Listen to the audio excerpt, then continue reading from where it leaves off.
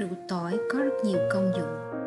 Rượu tỏi chữa được các bệnh về xương khớp, mắc các vấn đề về đường hô hấp, bệnh lý tim mạch, huyết áp cao thấp, các vấn đề về đường tiêu hóa. Trong video này, mình hướng dẫn các bạn cách ngâm rượu tỏi và công dụng của rượu tỏi. Chuẩn bị 1 kg tỏi Lý Sơn là tỏi 1, 2 lít rượu gạo có nồng độ 40 độ, 4 chai thủy tinh. Đây là những cái dụng cụ để làm rượu.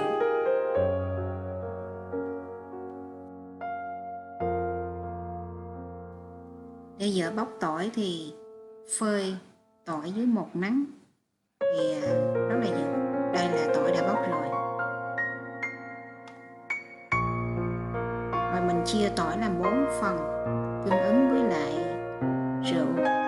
Cứ 250 g tỏi thì nửa lít rượu.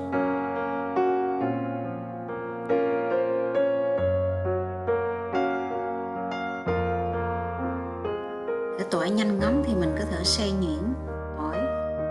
Đây là mình chia một phần đó mình xay nhuyễn là mình uống trước. Thì xay nhuyễn này sẽ uống được từ 4 tuần ngâm thì mình uống được. Còn không thì mình phải uống từ sau 6 tuần.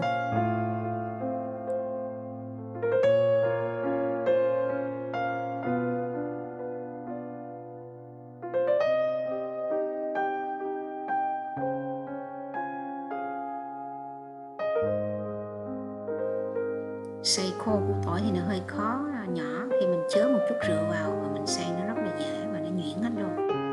Và mình chứa rượu vào.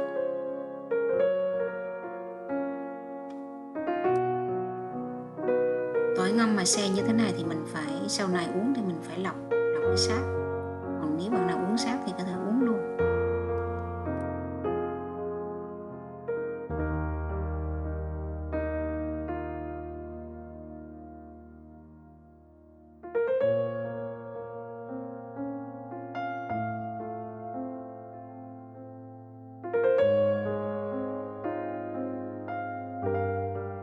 Bây giờ mình cho vào lọ, mình cho cái rượu mình tráng hết lại cái máy xay sinh tố cho nó sạch và cho vào lọ. Mình đậy nắp kỹ và để trong vòng 6 tuần. Thì cái tuần thứ nhất thì bạn đỡ như vậy cho nó ngấm. Bắt đầu tuần thứ 2 thì mình dùng giấy bạc hoặc là khăn mình phủ kín hết chai, không để ánh sáng lọt vào.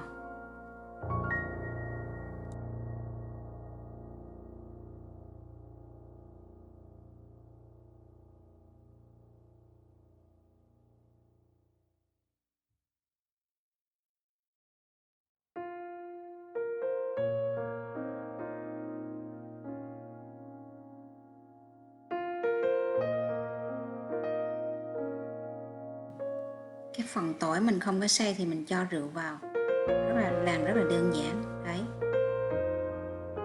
cho vào đậy nắp kín, để 1 tuần ở ngoài. Bắt đầu tuần thứ 2 là mình phủ kín khăn lại hoặc là dùng giấy bao lại.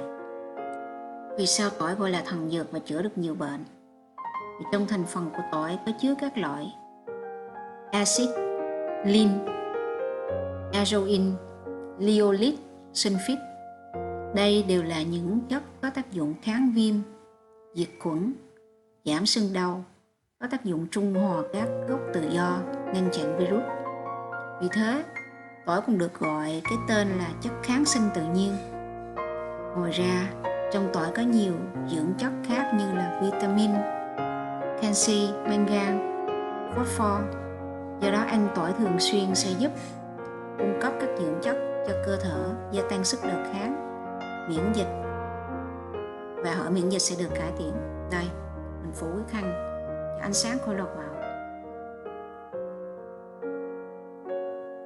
Đây là rượu tỏi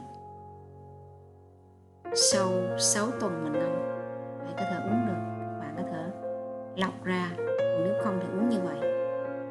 Mỗi lần uống 1 muỗng, uống vào buổi sáng hoặc là buổi tối trước khi đi ngủ.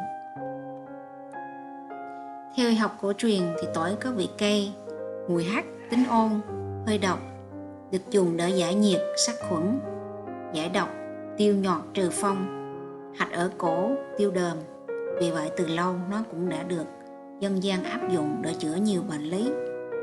Từ những lý do trên mà ta thấy dùng rượu tỏi để chữa bệnh là hoàn toàn có cơ sở. Ngâm rượu tỏi uống có tác dụng gì? Về xương khớp. Các bệnh xương khớp thì vôi hóa các khớp, viêm đau khớp, mỏi khớp xương, mắc các vấn đề về đường hô hấp thì có thể dùng rượu tỏi trị viêm họng, hen phế quản, viêm phế quản. Và bệnh lý tim mạch thì rượu tỏi có thể dùng chống cao huyết áp hoặc thấp huyết áp, hoặc là có thể dùng để chữa xơ vữa động mạch bằng rượu tỏi. Các vấn đề về bệnh tiêu hóa, dùng rượu tỏi để chữa dạ dày, viêm loét dạ dày, tá tràng, chữa chứng bụng khó tiêu. Rượu tỏi trị vào trào ngược dạ dày. Ngoài ra, sử dụng rượu tỏi chữa yếu sinh lý cũng là một trong những cách điều trị được nhiều người áp dụng.